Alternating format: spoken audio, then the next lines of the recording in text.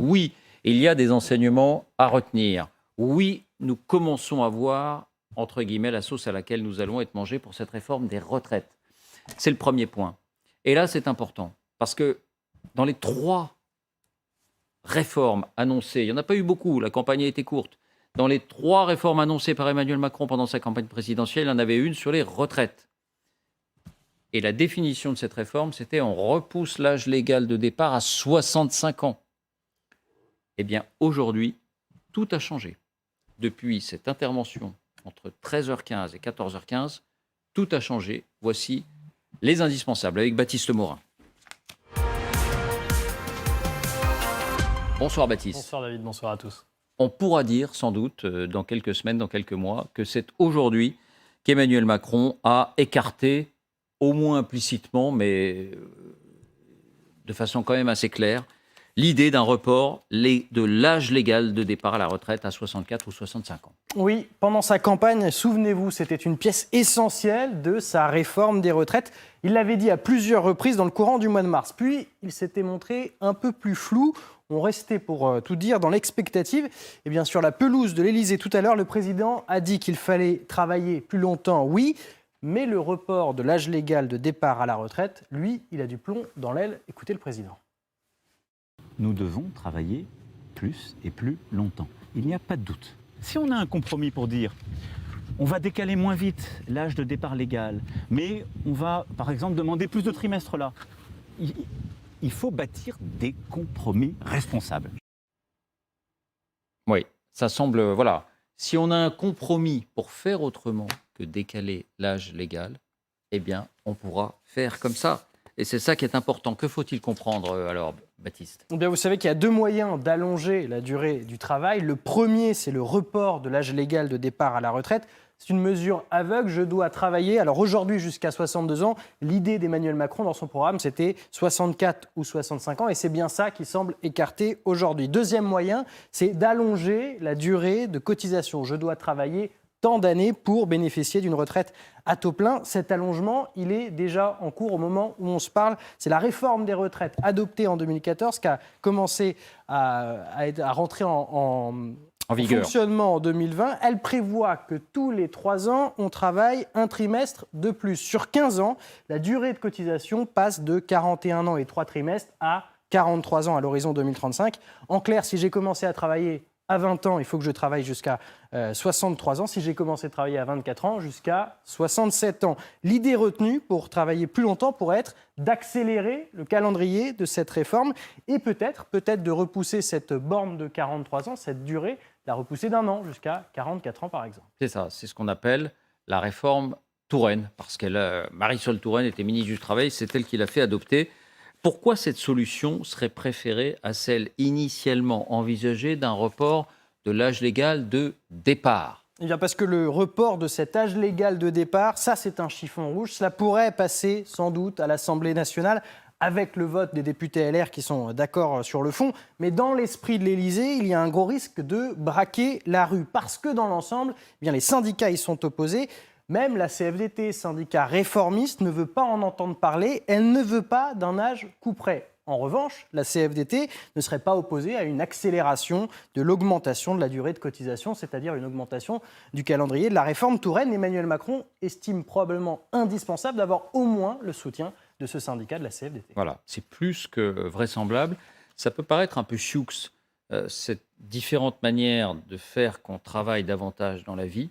Mais c'est très important, et notamment aux yeux des syndicats. Et sur le plan financier, Baptiste, est-ce que c'est le même gain financier, strictement financier, pour notre régime de retraite ? Non, ça n'a rien à voir, et c'est bien ça le problème. On a un peu de recul avec la loi Woerth qui a été votée en 2010, qui est rentrée en action à partir de 2016. C'est cette loi qui a repoussé notre âge légal de départ, qui était alors de 60 ans et qui est passé à 62 ans, ce qui est valable encore aujourd'hui. On estime les économies par an entre 10 et 20 milliards. Donc repousser encore l'âge de 62 à 64 ans, probablement les mêmes économies engrangées par l'État, 10 à 20 milliards. En revanche, il y a consensus économiste pour dire que allonger la durée de cotisation ne permet pas de faire autant d'économies.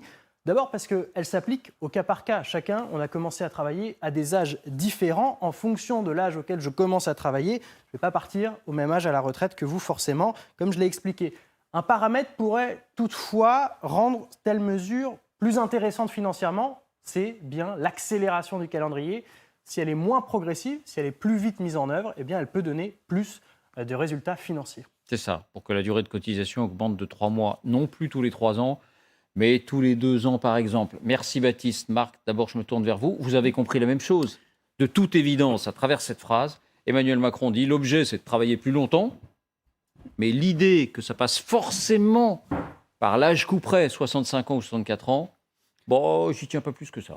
Oui, alors ça, c'est plus un enjeu politique. D'un point de vue économique, il y a un problème. C'est qu'on a l'impression qu'on gagne de l'argent, 10 à 20 milliards. En fait, on ne gagne pas. C'est qu'on a un déficit déjà structurel. Chaque année, de l'ordre de 10 à 20 milliards d'euros actuellement, sans effectivement avoir les réformes et sans savoir ce qui va se passer demain, puisque, encore une fois, il ne faut pas l'oublier, la retraite que nous avons en France, c'est une retraite, et on a la chance de l'avoir, une retraite par répartition. C'est-à-dire que quand nous, on cotise pour notre retraite, en fait, ce n'est pas pour notre retraite, c'est pour payer les actuels retraités, en espérant que quand nous, on sera à la retraite, il y aura au moins assez d'actifs pour payer notre retraite. Donc tout ça fonctionne très bien, tant qu'il y a assez de cotisants par rapport, effectivement, aux retraités. Donc dans les années 60-70, il y avait 3,4 actifs pour un retraité. Donc tout allait bien, c'était parfait. Sauf que c'est un peu comme le système Madoff, si vous voulez. Après, tu n'as plus assez de cotisants, on ne peut pas payer ceux qui reçoivent justement les caisses de retraite. Et aujourd'hui, où nous parlons, nous sommes sur, tenez-vous bien, 1,4 actifs pour un retraité. Donc là, il n'y a pas besoin d'être un très grand mathématicien pour comprendre qu'on a un problème. Parce qu'on vit plus vieux et qu'on fait moins d'enfants. Et c'est ça la bonne nouvelle, si vous voulez. C'est que la chance que nous avons, c'est que dans les années 60-70, l'âge moyen, je dirais, de décès, c'était autour des 65 ans. Aujourd'hui, 60 pour un homme, 70 ans pour une femme. Aujourd'hui, c'est 80 ans pour un homme, 85 ans pour une femme. Donc en moyenne, tenez-vous bien, parce qu'on ne le dit pas assez, on vivait 2 ans et demi à la retraite, les 70. Donc évidemment, prévoir pour sa retraite, ça ne fait pas grand-chose, si vous voulez. En même temps, on est plus productif aujourd'hui. Certes, heureusement d'ailleurs, mais surtout, la bonne nouvelle que nous avons aujourd'hui, c'est qu'on vit en moyenne 23 ans à la retraite. Et si on ne fait rien, on estime, c'est encore une fois le centre d'observation des retraites qui l'estime, qui fait des calculs très sérieux, que d'ici 2050-2060, on vivra 33 ans à la retraite. Donc là, il y a un problème. On cotise 43 ans, on vit 33 ans, c'est bien, mais avec quoi? C'est ça le vrai enjeu, c'est que si on est à la retraite, tant mieux, mais si on n'a pas de pouvoir d'achat, parce que c'est ça le gros problème, si on n'a pas suffisamment cotisé, à ce moment-là, on a cette difficulté. Alors revenons à notre sujet d'aujourd'hui.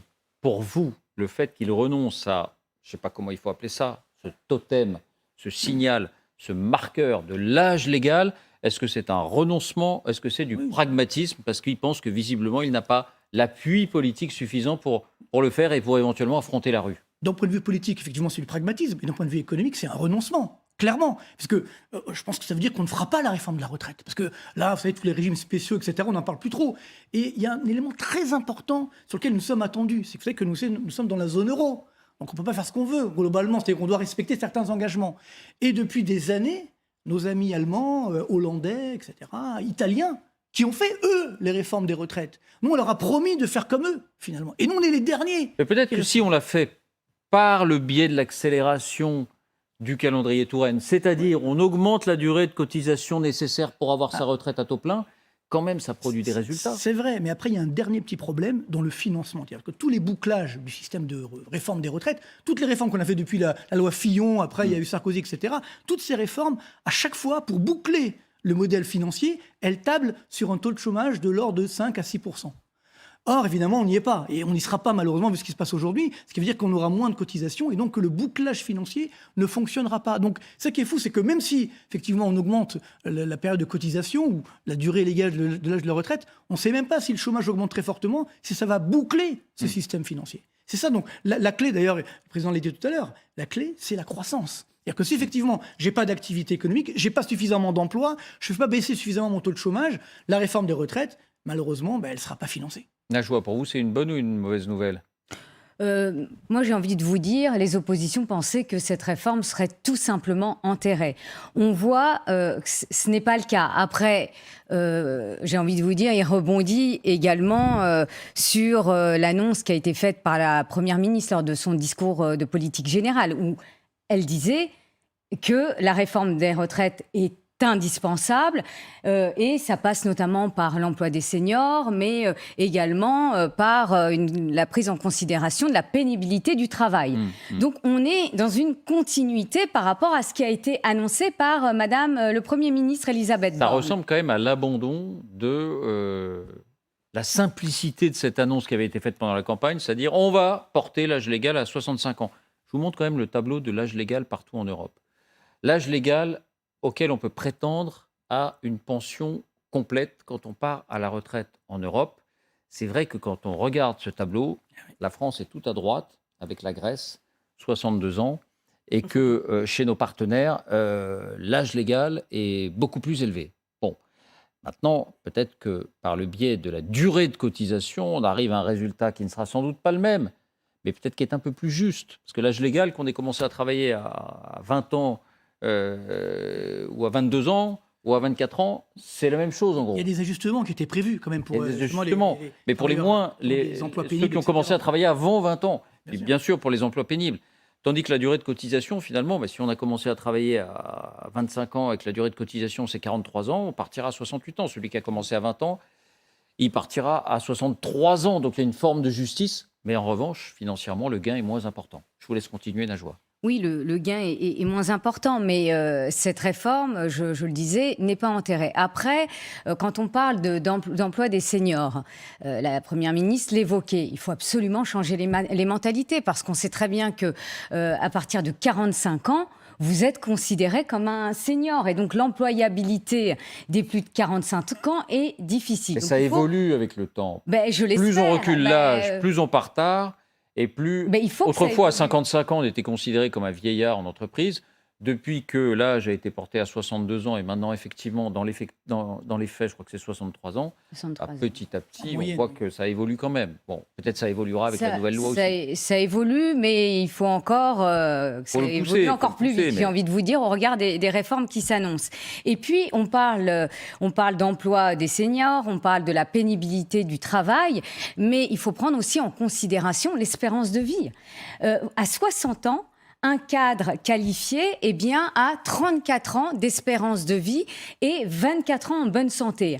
Un ouvrier, lui, a 23 ans d'espérance de vie et 14 ans d'espérance de vie en bonne santé. Et je pense qu'il faut prendre dans cette réforme-là en considération aussi cette donnée. Vous savez, les pays scandinaves prennent en considération cela en permettant à des seniors à 50 ans de pouvoir facilement changer d'emploi et d'aller vers un emploi moins pénible, voire même, on voit également la mise en place de dispositifs d'invalidité. Donc tout ça pour dire que cette réforme est importante, mais il y a toutes ces données que l'on doit prendre en considération pour que cette réforme soit juste. Le nouveau cours qu'elle semble prendre vous satisferait davantage. Je comprends bien. Je vous confirme. Je jouais plutôt sur la durée de cotisation que jouer sur l'âge. Je vous donne la parole, Gérard, et je vais vous demander votre sentiment à vous. Écoutons d'abord les positions syndicales. Alors, du côté de Force ouvrière et de la CGT, ça ne change rien, puisque ces syndicats sont opposés par principe à toute idée d'augmentation de la durée du travail sur la vie. Écoutons-les. Demander aux salariés de travailler plus longtemps, que ce soit un recul de l'âge de départ ou un allongement de la durée de cotisation, ce n'est pas possible. Si pour lui c'est la mère des réformes, pour nous ce sera la mère des batailles.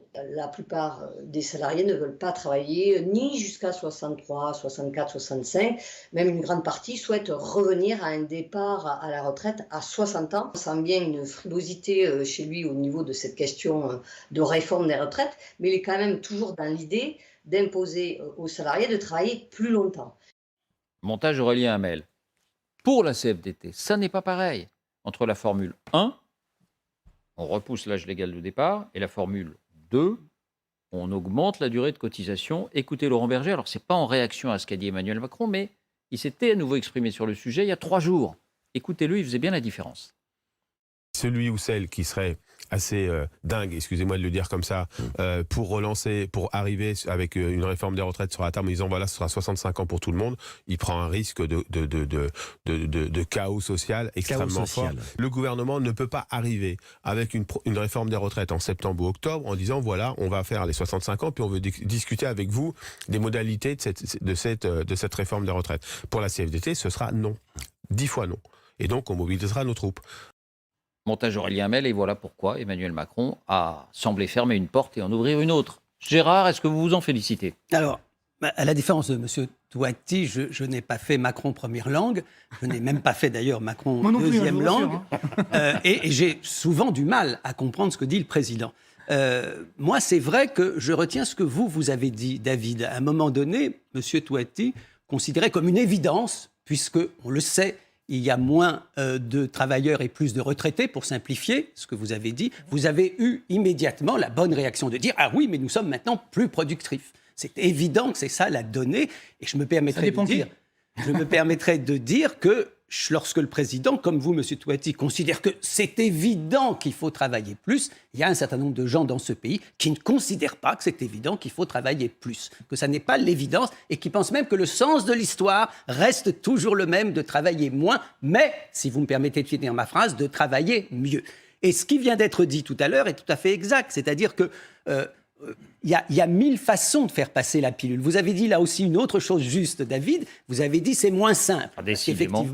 Parce qu'effectivement, c'est ça qui est au cœur de l'intervention du président, de rendre compliquer des choses qui sont simples. Vous voyez, moi je suis un simpliste absolu, je suis pour la retraite à 60 ans. Mais ce qui ne veut pas dire que tout le monde s'arrêterait à 60 ans. Ce qui veut dire qu'on tiendrait compte, effectivement, de cet âge légal autrement et que, par exemple, on n'en parle pas, qu'il n'y aurait pas de décote. C'est quand même un élément essentiel. La question de la décote, je ne sais pas où est-ce qu'elle est soulevée actuellement.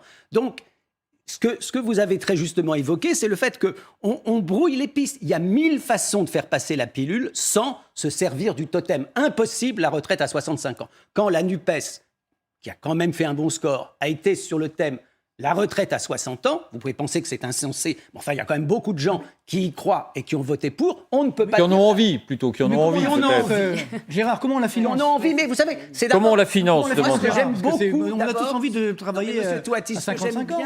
C'est d'abord qu'on ait envie. Et après qu'on voit si c'est possible. Mais on a envie de s'arrêter à 50 ans. Mais on a envie de s'arrêter... Non, pas forcément.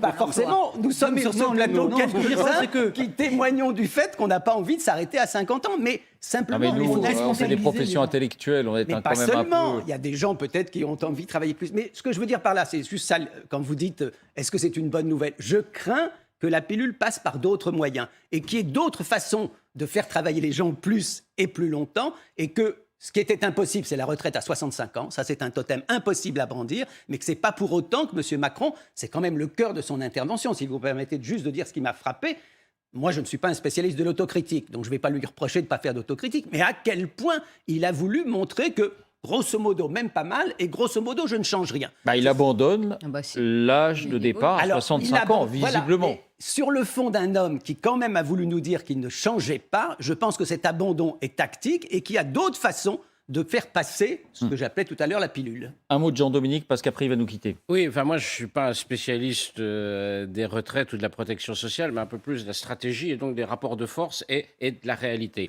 La réalité, c'est que, on l'a vu, il y a des enjeux démographiques et sociologiques extrêmement importants. Effectivement, la population vieillit, mais le rapport au travail change. On voit aussi qu'il y a aujourd'hui des gens qui ne veulent plus travailler et que ça pose des vrais problèmes dans la société française. Il faut se demander pourquoi. Donc ça, c'est une réalité, il faut en tenir compte. Je pense qu'on est tous d'accord. Il y a une autre réalité qui est politique, celle-là, c'est qu'une majorité de Français, de manière très nette, très claire, ne veut pas de la retraite à 65 ans. Et ça, aucun dirigeant ne peut faire comme si la majorité des Français souhaitait ça. On pourrait vous dire, Jean-Dominique, qu'une majorité de Français ne souhaitait pas mettre fin à la peine de mort en 81. Oui, d'accord, mais les gens n'étaient pas prêts à descendre dans la rue pour maintenir la peine de mort. Là, la question se pose. La question, vraiment, d'abord, les gens ont voté, que ce soit pour la NUPES ou pour le Rassemblement national, qui sont très clairement des partis hostiles à la retraite à 65 ans. On le voit, ils ont quand même fait de très bons scores aux élections. Et puis, On a vu quand il y a eu la SNCF il y a 2 ans ou 2 ans et demi, ça a bloqué le pays pendant des mois. On voit que c'est un sujet qui n'est pas acceptable par la société, par une majorité de Français.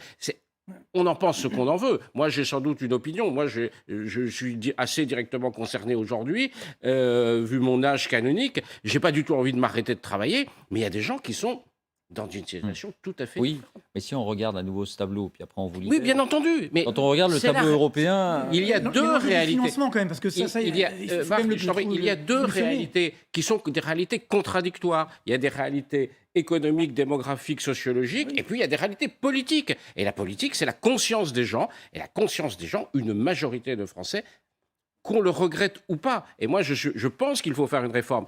Moi, le citoyen Merchet pense ça, mais ça compte pas. Ma voix ne compte pas plus que celle d'un autre citoyen qui pense exactement le contraire, et ils sont plus nombreux que moi. Et un dirigeant politique comme Emmanuel Macron, aujourd'hui, manifestement, eh bien, il tient compte de cette réalité. Merci Jean-Dominique. Je t'en prie. On accueille maintenant Louis Dragnel qui nous rejoint. Bonsoir Louis, chef du service politique européen. Vous aussi, vous avez écouté avec attention Emmanuel Macron. Alors juste avant de vous demander votre sentiment, Marc Toiti vous demandait, Gérard, mais comment on finance ? Parce que le raisonnement d'Emmanuel Macron, c'est on a le modèle social le plus généreux d'Europe avec le Danemark. On a déjà un niveau de prélèvement obligatoire le plus élevé d'Europe. Si on veut maintenir ce modèle social, il faut trouver quelque part quelques économies peut-être à faire. Oui, alors ça, on en parlera notamment, puisque sans dévoiler ce qu'on va dire tout à l'heure à propos du RSA, on peut quand même, Marc, avoir comme point de vue que l'argent dont on a besoin, aussi bien pour les aides que par exemple pour la retraite, on peut essayer de le trouver ailleurs que systématiquement dans la poche des salariés, de ceux qu'on appelait avant travailleuses, travailleurs.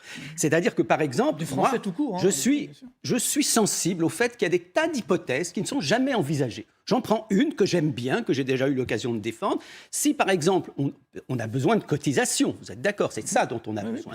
Si, par exemple, David, je me tourne vers vous parce que je vous ai vu déjà 2 fois dire des choses très justes, peut-être en diriez-vous avec moi une 3e. Si, par exemple, on augmentait un tout petit peu le salaire des femmes, dont vous savez qu'il est quand même plus bas à travail égal que les hommes. Si on augmentait le travail des femmes, ces femmes cotiseraient davantage. Il y aurait donc plus d'argent aussi qui irait pour les retraites. Voilà une idée parmi de nombreuses autres, dans un système d'ailleurs qui n'est pas aussi catastrophique qu'on nous le dit, parce que je ne vais pas ici reprendre d'autres arguments qui expliquent que ça n'est pas vrai qu'on est dans une situation aussi catastrophique qu'on le prétend. Mais prenez simplement cette question de l'augmentation du salaire des femmes pour réussir à ce qu'elle soit à niveau des hommes. Vous avez déjà là, par exemple, non pas la solution miracle, mais une solution qui n'est jamais envisagée comme une solution possible d'augmenter les cotisations retraite. Déjà, Gérard, je suis désolé, ça ne sera pas suffisant. D'accord, mais c'est comme l'ISF. Entre 10 à 20 milliards par an. Ça ne suffira pas. Et puis après, la même question, elle est là. Qui finance ? Qui va payer l'augmentation de ces salaires-là ? Est-ce que c'est l'État qui va se substituer aux entreprises ? Est-ce qu'on va forcer les entreprises ? Mais là, juridiquement, ça va être compliqué. Vous voyez, donc, ça, ce que je dis pas, c'est que c'est pas simple. Mais ce qui est clair, c'est que malheureusement, pendant ce coronavirus, justement, comme on a lâché 525 milliards d'euros de dettes, on se dit, l'argent, il tombe du ciel, c'est l'argent magique. Sauf que, attention, cet argent était financé par la Banque Centrale Européenne, qui a donc généré une forte inflation. Maintenant, elle ne peut plus financer cette dette publique. Donc, on va devoir trouver, effectivement, ces moyens de financer. Et c'est là où le président Macron, il est coincé. Parce qu'il dit, je ne vais pas augmenter les impôts. Oui, mais si on ne finance pas la dette, il faut bien trouver l'argent quelque part. Donc, ça veut dire, moi ma crainte, c'est que tôt ou tard, on risque quand même d'augmenter les impôts, malheureusement, et derrière de casser l'activité économique. Louis, votre sentiment, est-ce que d'abord vous partagez cette idée, vous avez écouté Emmanuel Macron attentivement, qu'il a effectivement ouvert la porte à une solution alternative, à forcément augmenter l'âge de départ à la retraite à 65 ans. Vous l'avez entendu aussi, comme moi ? Moi, c'est l'impression que j'ai. Après, on verra ce que ça donnera. Pour l'instant, c'est simplement une impression. S'il avait voulu maintenir l'âge de départ à la retraite, tel qu'il l'avait exprimé pendant la campagne présidentielle, il l'aurait dit 65 ans et ça aurait été extrêmement clair. Donc oui, là-dessus, on sent qu'il y a un peu de flottement. C'est lié à la crise politique interne. C'est vraiment un enjeu de politique intérieure. C'est du pragmatisme ? C'est, pour l'instant, à mon avis, ce qu'il veut, c'est faire en sorte de pouvoir permettre aux partenaires sociaux, aux partis politiques de se réunir autour de la table. Il ne faut surtout pas donner l'impression quoi qu'il arrive, il a déjà pris sa décision et en fait, il n'écoutera personne. Donc je pense que ce qu'il essaie de faire passer comme message, c'est « je suis encore ouvert, je tends la main ». Je pense qu'effectivement, l'objectif initial de 65 ans va être revu à la baisse. j'écoutais juste le débat avec Gérard Miller.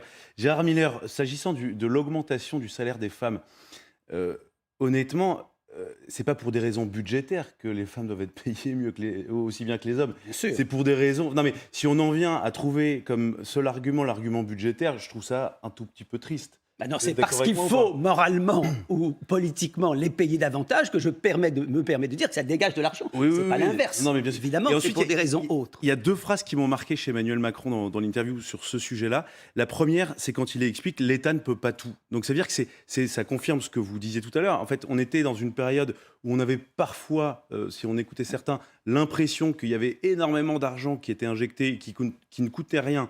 C'était l'argent magique. Et là, vraiment, on entre dans la période où l'argent, maintenant, a un coût. D'ailleurs, il va falloir faire attention aux consommations de gaz et d'électricité. Et la deuxième phrase, et je termine par ça, c'est quand il explique désormais que toute dépense supplémentaire, en fait, c'est pas le consommateur qui va payer, c'est le contribuable. Donc, c'est vraiment l'ensemble des Français. Et donc, là-dessus, je trouve que philosophiquement, il y a une évolution. Il est vraiment en train d'essayer de passer pour un bon gestionnaire, en tout cas de se projeter comme ça, pour parler accessoirement, je pense, un petit peu à la droite libérale, les centristes qui sont très attachés à ça, et vraiment montrer que voilà, on est dans une période aussi de rigueur de la gestion de l'argent public. Encore un mot sur les retraites, Najwa, Oui, ou on passe au pour RSA? rebondir sur ce qui vient d'être dit, c'est-à-dire au-delà du financement du système des retraites, on atteint quand même un niveau de dette extrêmement important, j'allais même dire abyssal. Donc exactement.